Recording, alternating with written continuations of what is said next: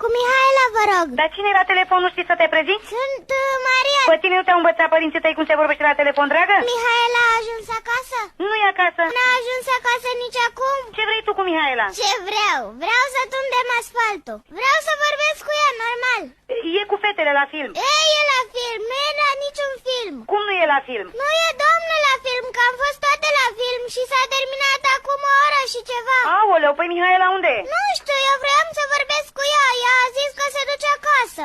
Acasă n-a venit, înseamnă că ați mai fost pe undeva. Nu!